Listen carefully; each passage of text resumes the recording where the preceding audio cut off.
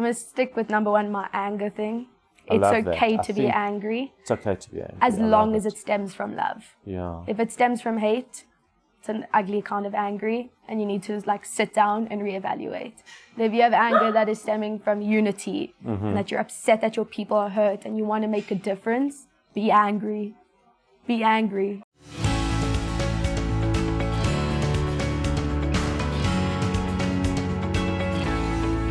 I'm Howard Feldman, and you are joining us for Smiling in the Dark. We're talking to a series of people, trying to get a sense of what is happening in the community, how people do find positivity. And despite some of the really, really difficult challenges that we're facing as a country, that we're facing as a community, that we're facing as Jews around the world, what do we hold on to? And what do we do to get us through not only these times, but in fact every single day? Joining me right now is Sasha Said. She's a third-year student. Where are you studying? Sasha, welcome. First of all, I'm being rude. Welcome. Thanks for having me. We don't know if it's a pleasure yet. We'll figure that out as we go along. But where are you studying? I study at the University of Pretoria. Why? Oh, I've always wanted to study there. Really? Super far. Yeah.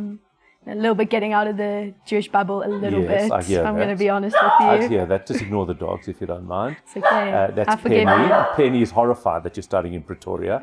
I get that she's reaction a lot, French, actually, to be honest with you. Do you really get that a lot? I always get like, oh my gosh, Pretoria? why study there? Is it in English or in Afrikaans? Oh, it's completely in English. Oh, so it's no longer an Afrikaans medium university. And what are you studying? I study social work with a major in criminology. Wow. What's the end goal? The end goal is a human rights lawyer. Wow. Wow. Okay. So if one day when you're a human rights lawyer and you get a call from Naledi Pandor asking you to represent South Africa against Israel at the ICJ, what will you do?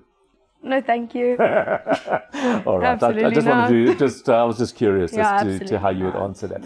So you're obviously in a space and in an environment where the narrative is very prescribed and very much anti some of the values that we have as a Jewish community and as a young Jewish woman. How do you deal with that?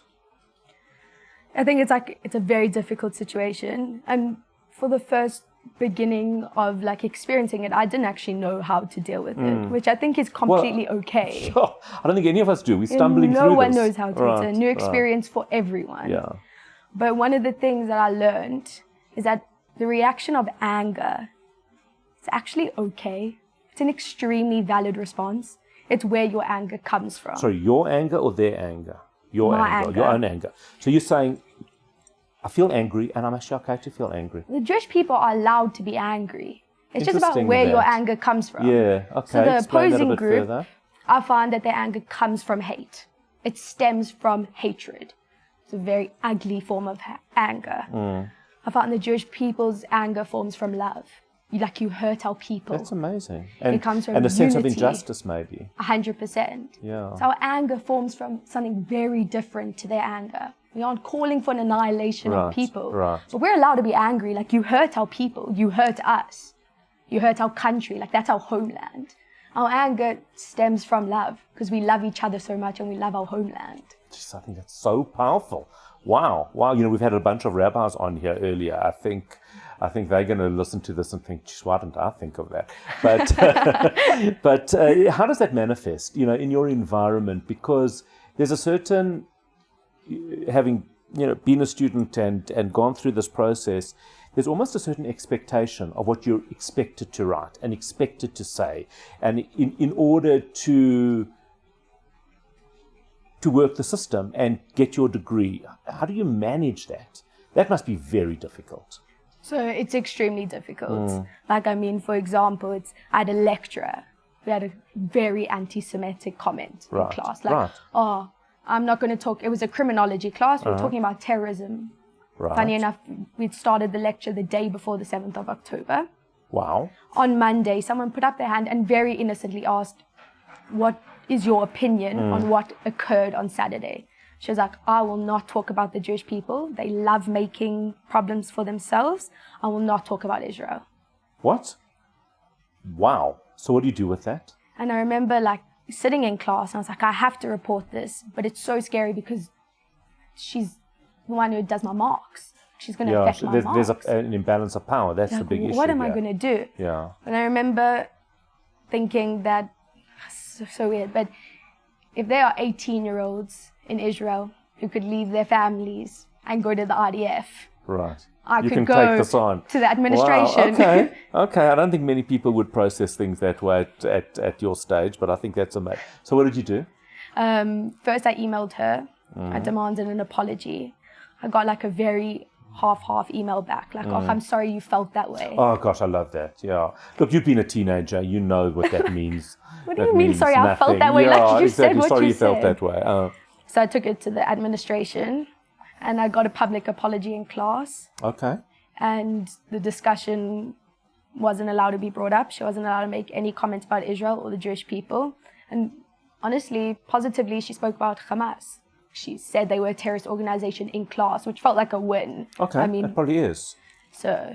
And you passed her course. I passed. And is she lecturing you this year? No. Okay, so we're fine. So I made it through. We're safe, exactly. So how do you, I don't really have a sense of how many Jews are on campus in Pretoria. What's it like? Honestly, there must only be 80 or so of us. Wow. But like, I don't want anyone to think, oh, that means like there aren't that many. Because like each person's a universe. There are 80 universes on our campus. And it's 80 people to speak up and to protect and to care about.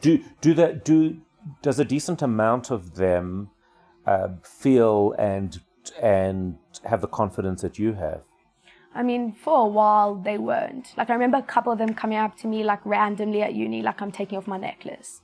I don't want to be identified. I just like remember like having to, and there was a stage where I wanted to take mine off as well. Of course, because you don't want to fight every day. You want to go to university and get your degree. Yeah. And then I could have been speaking with my mom. I could have been speaking with someone else. I was like, honestly, I can't just pick and choose when I want my Jewish identity. Like, oh, it's Shabbos. Like, I'd love to be Jewish tonight. Yeah. Or something bad happened and I don't really feel like dealing with it. So I put my necklace back on and I spoke to them.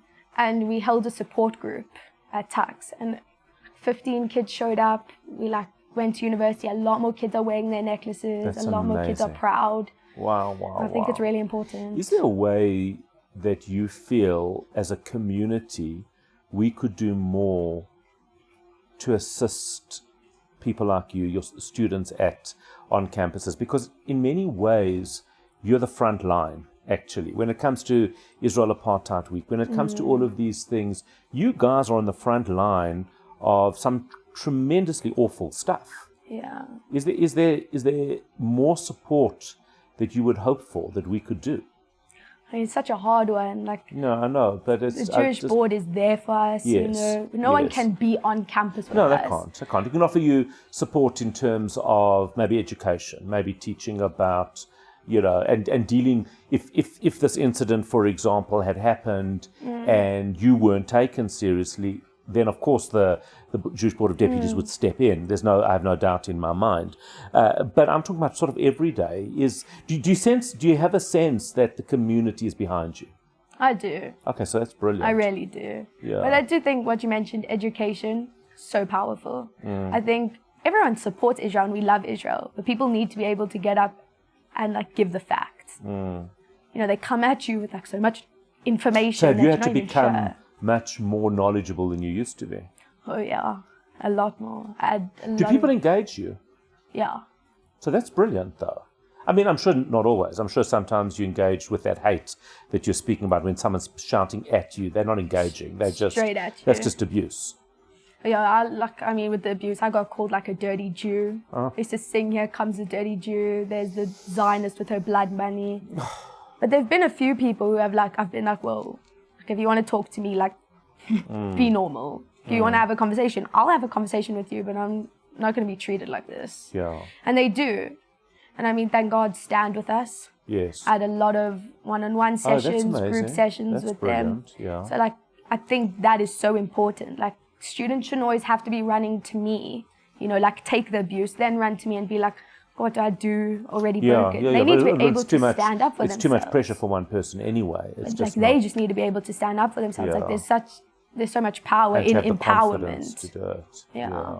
So if there's a message, a positive message that you could give other students, not only on your campus, but campuses across the country, what would it be? I'm going to stick with number one, my anger thing. I It's love that. okay I to be think angry It's okay to be angry. as I love long as it stems from love. Yeah. If it stems from hate, it's an ugly kind of angry, and you need to sit down and reevaluate. If you have anger that is stemming from unity, and that you're upset that your people are hurt and you want to make a difference, be angry. Be angry. I absolutely love that. I am completely inspired. That was Sasha Said. She is a university student at the University of Pretoria at Tuks, with some pretty serious wisdom for all of us. I'm Howard Feldman, smiling in the dark.